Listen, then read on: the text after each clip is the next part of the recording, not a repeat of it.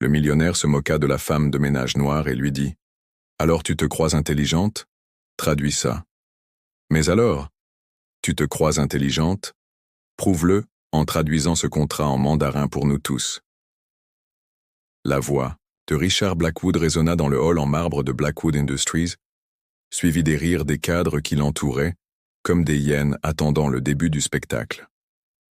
Camila Santos, 34 ans, cessa de nettoyer la table en verre et regarda directement le milliardaire qui venait de la transformer en divertissement matinal. Le chiffon était encore dégoulinant dans ses mains, mais ses yeux révélaient un calme inquiétant, comme si ce moment n'était qu'un élément de plus sur une liste mentale qu'elle compilait depuis des mois.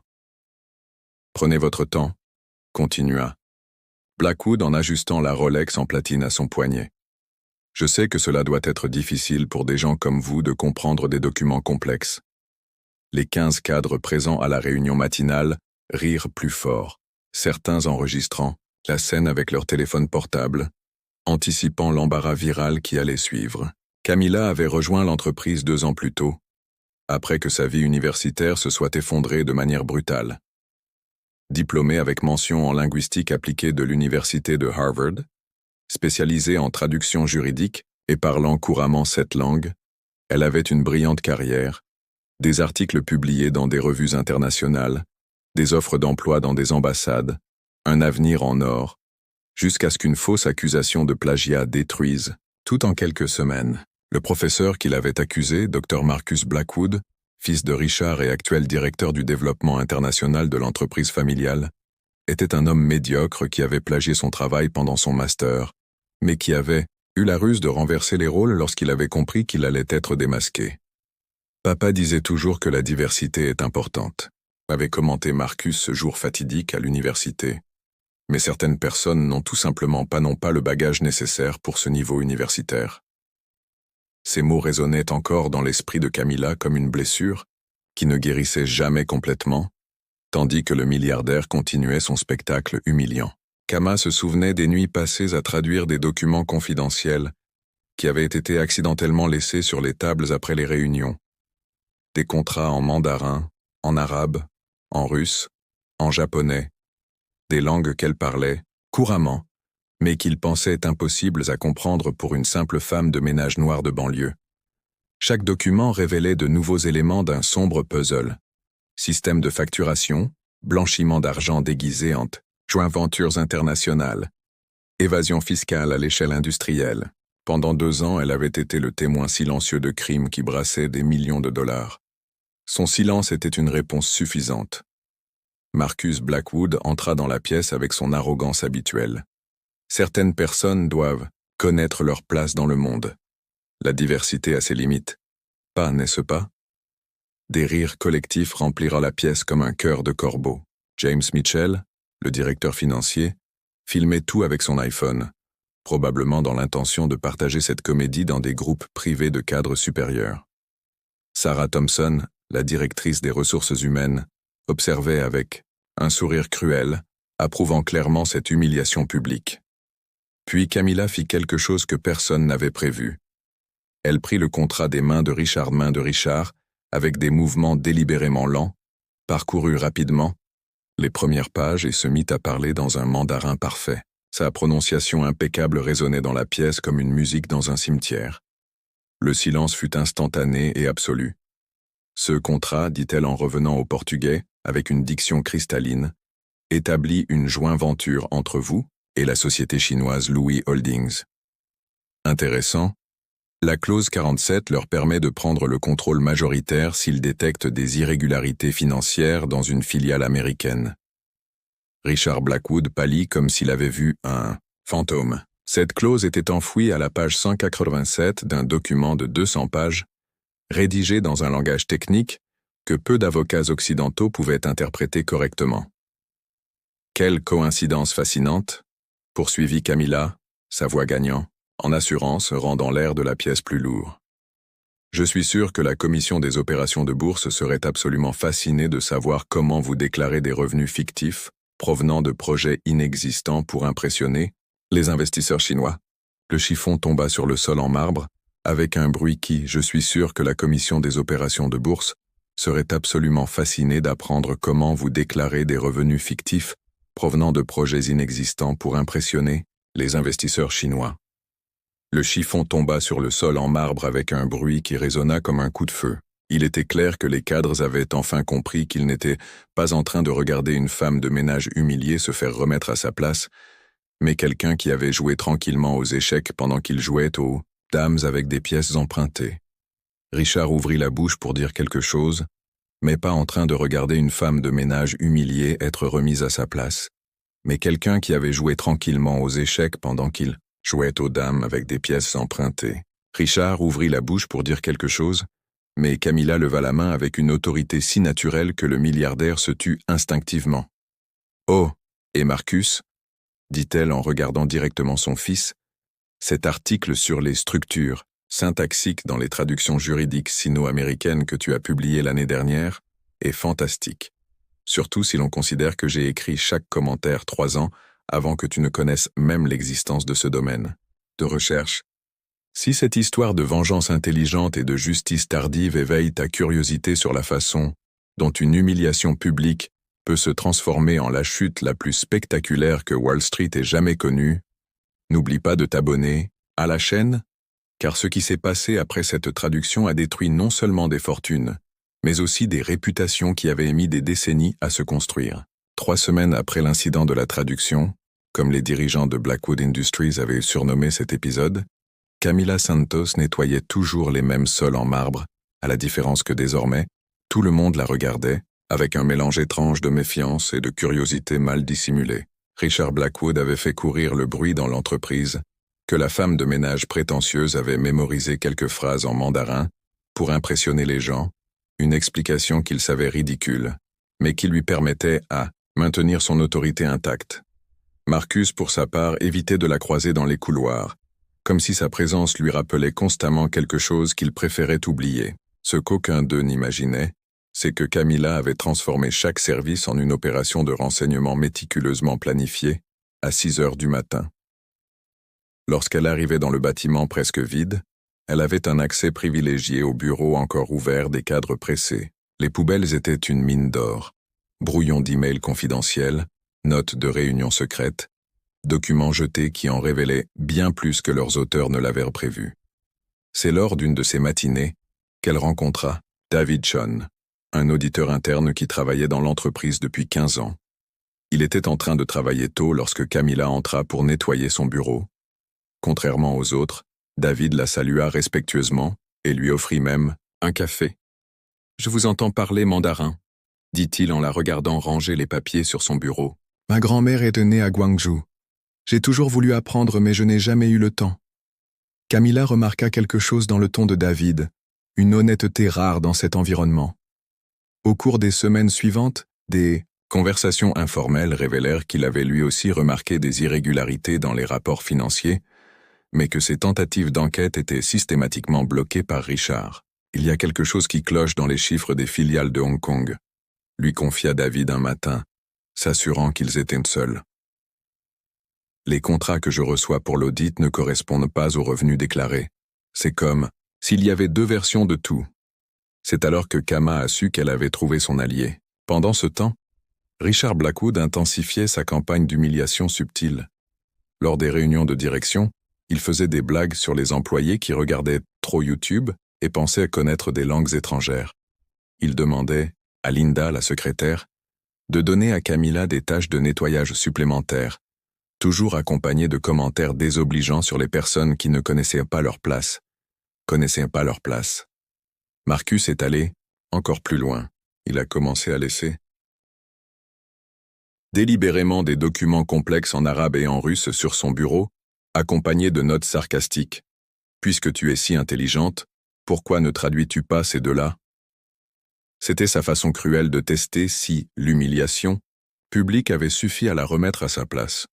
Ce qu'ils n'avaient pas, c'est que Camilla traduisait religieusement chaque document, découvrant des détails sur des co-entreprises fantômes au Moyen-Orient et des opérations douteuses en Europe de l'Est. Chacune des provocations de Marcus se transformait en preuve supplémentaire contre sa propre famille. Le véritable tournant est survenu lorsque David, gagnant confiance en Camilla, lui a montré quelque chose qui le tourmentait depuis des mois. Une clé USB contenant des copies de sauvegarde de tous les rapports financiers originaux avant les révisions de Richard. « J'ai tout gardé », murmura-t-il en lui tendant le périphérique. « Je savais qu'un jour cela serait nécessaire, mais s'il découvre que c'est moi qui ai divulgué ces informations, personne ne le saura, » lui assura Camilla, les yeux brillants de détermination. « Tu as une famille, une femme et 2 jeunes enfants, alors laisse-moi faire. Quand tout ça sera terminé, tu auras toujours ton travail. » Non. Cette nuit-là, Camilla travailla jusqu'à 3 heures du matin dans son petit appartement, recoupant les données des documents traduits avec les fichiers originaux de David. Le puzzle commençait enfin à prendre forme.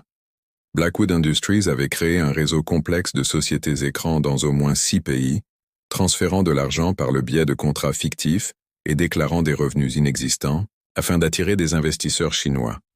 Plus grave encore, elle découvrit que Marcus avait utilisé sa position à l'université pour valider scientifiquement certaines de ses opérations frauduleuses, en rédigeant des avis techniques qui donnaient une crédibilité scientifique aux manœuvres de son père. Le plan de Camilla comportait 3 phases. La première était presque terminée, rassembler des preuves irréfutables. La deuxième impliquerait les contacts qu'elle s'était faits pendant ses années à Harvard, des journalistes d'investigation et des procureurs fédéraux qu'elle connaissait depuis l'époque où son avenir était prometteur. Mais la troisième phase était son chef-d'œuvre personnel. Une semaine avant la visite des investisseurs chinois venus finaliser l'accord de 500 millions de dollars, Camilla fit quelque chose qui surprit même David. Elle se porta volontaire pour aider à organiser l'événement. Linda faillit renverser son café lorsqu'elle reçut la demande. « Tu veux faire des heures sup ?» demanda-t-elle d'un ton soupçonneux. « J'ai besoin d'argent, » répondit Cam avec une simplicité étudiée.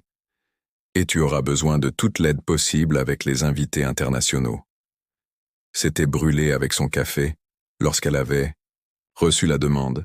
« Tu veux faire des heures supplémentaires ?» lui avait-elle demandé avec suspicion. « J'ai besoin d'argent, » avait répondu Camara avec une simplicité étudiée. « Et tu auras besoin de toute l'aide possible avec les invités internationaux. » Richard avait personnellement approuvé la demande, y voyant une occasion parfaite d'humilier encore davantage Camara. « Laisse-la travailler, » avait-il dit en riant. « Ce sera intéressant de voir comment elle se comporte avec de vrais Chinois. » Ce que Richard ne pouvait pas imaginer, c'est que Camilla avait passé les 2 dernières semaines en contact direct avec lui, le PDG de la société chinoise, par le biais d'emails rédigés dans un mandarin parfait, non pas en tant que femme de ménage anonyme, mais en tant que consultante indépendante spécialisée dans la conformité internationale, soucieuse des irrégularités qui pourraient compromettre l'investissement, tout en polissant les sols, en marbre de Blackwood Industries à la veille de l'événement le plus important de l'histoire de l'entreprise. Camilla sourit discrètement dans sa poche, son téléphone portable vibrait avec des messages de confirmation. Tout était prêt. Richard et Marcus Blackwood étaient sur le point de découvrir que sous-estimer une femme noire titulaire d'un doctorat en linguistique et assoiffée de justice avait été la plus grande erreur stratégique de leur vie privilégiée. Mais se rendraient-ils compte à temps que la simple femme de ménage avait non seulement leur carrière entre ses mains, mais aussi le contrôle total du récit qui se déroulerait le lendemain, et ce qui se passerait lorsqu'ils découvriraient qu'elle ne jouait pas seule aux échecs, mais menait une partie dont ils ne savaient même pas qu'ils n'étaient que des pions. Le grand Crystal Hall de Blackwood Industries n'avait jamais reçu une délégation aussi importante. Louis et ses 5 cadres occupaient la table principale, tandis que Richard Blackwood présentait les chiffres définitifs de l'accord de 500 millions de dollars, avec l'assurance de quelqu'un qui n'avait jamais été remis en question. Comme vous pouvez le constater, notre croissance sur le marché asiatique a été exponentielle, déclara Richard en montrant des graphiques colorés. Le partenariat avec vous représentera la prochaine étape de notre expansion mondiale. Marcus sourit avec arrogance en regardant Kama servir le café aux invités. Pour lui, c'était l'image parfaite, la femme de ménage prétentieuse enfin à sa place. C'est alors que lui fit quelque chose de complètement inattendu. Il se leva et se dirigea directement vers Kama. « Mademoiselle Santos », dit-il dans un mandarin parfait provoquant un silence dans la pièce. « Je voudrais que vous m'expliquiez les divergences que vous avez identifiées dans les rapports financiers. » Devint livide. Marcus laissa tomber son stylo qui fit un bruit sourd comme un coup de feu. Camilla se redressa complètement transformée. Elle n'était plus la femme de ménage invisible, mais une professionnelle sûre d'elle, qui avait orchestré ce moment avec une précision chirurgicale. « Monsieur Louche » répondit-elle dans un mandarin fluide. « Comme nous en avons discuté lors de nos précédentes communications, j'ai relevé au moins 12 irrégularités graves dans les documents soumis pour examen. » Richard balbutia. « Je n'ai pas le pouvoir de vous le dire. » Lui ordonna de continuer. « S'il vous plaît. » Camilla activa le projecteur et remplaça les graphiques de Richard par sa présentation. La première image montrait deux versions, du même rapport, l'une avec des chiffres gonflés et l'autre avec les données réelles. La filiale de Hong Kong avait déclaré un chiffre d'affaires de 80 millions au dernier trimestre. Camilla expliqua que les documents internes indiquaient un chiffre d'affaires réel de seulement 31 millions, soit une différence de 49 millions de fausses déclarations. Marcus tenta d'intervenir. « C'est une atteinte à la vie privée, elle n'a pas accès à ces documents. » Camilla sourit calmement. « Depuis 2 ans, vous avez délibérément laissé des documents confidentiels sur vos bureaux, pensant qu'une simple femme de ménage ne serait pas en mesure de les comprendre. Pas accès à ces documents. » Camilla sourit calmement. « Pendant 2 ans, vous avez délibérément laissé des documents confidentiels sur vos bureaux, en supposant qu'une simple femme de ménage ne serait pas en mesure de les comprendre. » La deuxième projection montrait des contrats en russe et en arabe avec des traductions précises. Ces documents révèlent un réseau de sociétés écrans dans 6 pays créés pour blanchir de l'argent et simuler des revenus inexistants. « Et vous pouvez prouver leur authenticité ?» demanda Louis. « Absolument », répondit Camilla, connecta son téléphone portable au système audio. La voix de Richard résonna dans la pièce. « Le problème, c'est que les Chinois sont très pointilleux. S'ils trouvent la moindre incohérence, l'accord tombera. Nous devons vérifier les chiffres avant d'envoyer le rapport final. » Richard tenta de s'approcher d'elle. Cela a été sorti de son contexte. David Chun entra avec une boîte de documents. L'audit demandé par Madame Santos est terminé. Tous les documents originaux sont ici, y compris les copies, des rapports avant les modifications. Marcus explosa. « Traître! Tu travailles pour nous depuis 15 ans, j'ai David corrigea. Ma lettre de démission est sur ton bureau, avec un rapport pour la SEC. » Camilla projeta la dernière preuve, des emails dans lesquels Marcus demandait à des universités de valider scientifiquement les opérations frauduleuses, en utilisant son titre de docteur pour donner de la crédibilité à ses manœuvres. « Non seulement tu as escroqué des investisseurs, » dit Camilla en regardant Marcus, « mais tu as corrompu des institutions universitaires pour légitimer tes crimes. » Louis appela discrètement une assistante qui a commencé à photographier tous les documents. « Louis Holdings a une politique stricte contre la fraude. Nous aimerions vous offrir un poste de directeur de la conformité pour nos opérations aux États-Unis. »« J'accepte, » a répondu Camilla avec dignité, « mais j'ai une dernière remarque. » Elle s'est tournée vers les Blackwood. « Vous avez passé 2 ans à m'humilier en supposant qu'une femme noire n'avait pas l'intelligence nécessaire pour comprendre vos opérations. Mais chaque fois que vous m'avez sous-estimé, vous m'avez donné accès à davantage de preuves. » Richard tenta un stratagème. Désespéré, personne ne croira la parole d'une ancienne femme de ménage. Louis sourit froidement. Mademoiselle Santos n'est pas une ancienne femme de ménage, c'est une experte titulaire d'un doctorat en linguistique de Harvard. Nous avons vérifié ces références avant notre première conversation. Les flashs crépitèrent, tandis que les journalistes immortalisaient l'implosion des Blackwood. 2 agents fédéraux entrèrent dans la pièce. Richard et Marcus Blackwood annoncèrent à un agent « Vous êtes en état d'arrestation pour fraude électronique, blanchiment d'argent et complot. » Alors que les menottes se refermaient, Richard cria « Ce n'est pas possible, nous sommes... » Les Blackwood. Camilla observait en silence l'air serein, contrastant avec le chaos ambiant. 2 années d'humiliation avaient abouti à une justice absolue, mais l'arrestation des Blackwood n'était-elle que le début de la transformation que Kama avait prévue pour cette entreprise. Et quelles autres révélations se cachaient encore dans les dossiers qu'elle avait rassemblés au cours de ces mois d'enquête silencieuse? 6 mois après ce que les médias avaient surnommé le « scandale Blackwood », Camilla Santos ajusta son blazer haute couture et regarda par la fenêtre du 40e étage de ce qui s'appelait désormais Santos Lou International Holdings. La vue panoramique sur Manhattan n'avait jamais été aussi belle.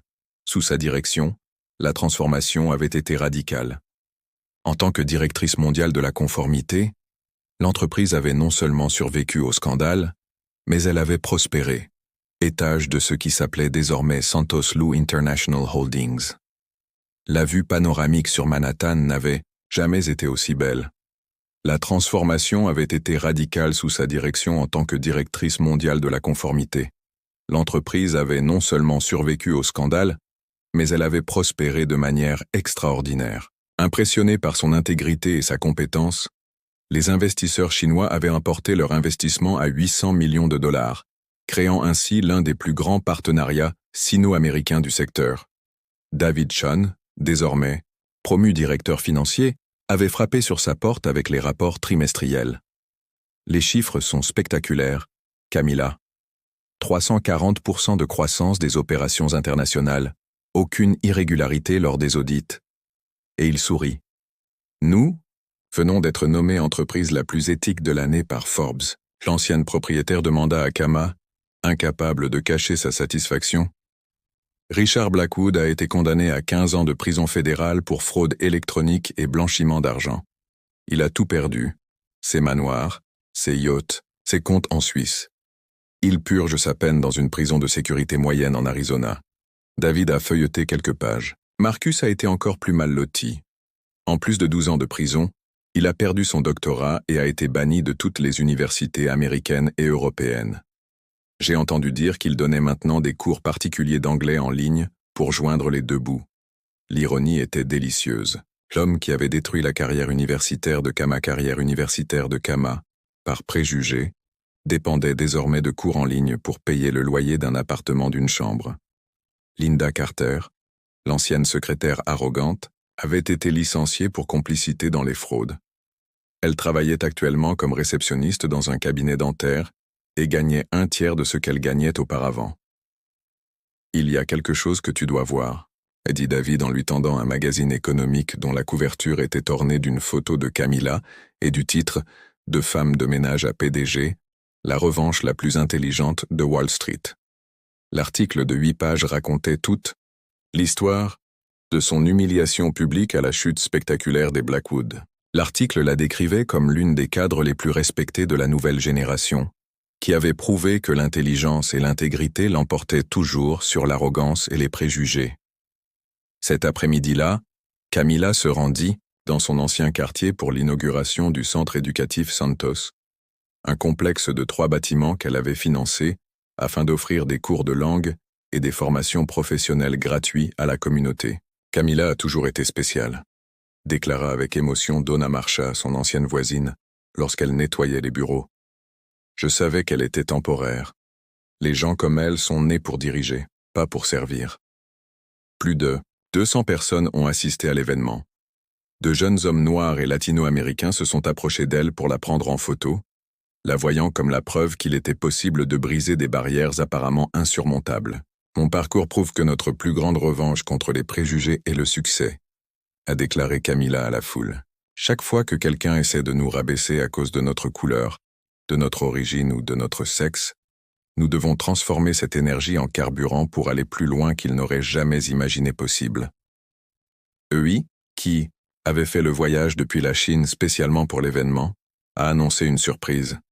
Santos Lou Holdings allait allouer 50 millions de dollars à des bourses d'études en traduction et en droit international pour les étudiants issus de communautés défavorisées. Nous avons appelé ce programme le programme Camilla Santos, car nous croyons que des talents exceptionnels existent partout. Ils ont juste besoin d'une opportunité. Ce soir-là, dans son appartement terrasse de l'Upper East Side, Camilla a reçu un appel inattendu. C'était Richard Blackwood qui appelait de prison.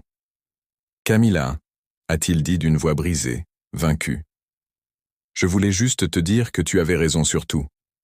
Je suis désolé de t'avoir sous-estimé. »« Je voulais juste te dire que tu avais raison sur tout, » a-t-elle répondu calmement.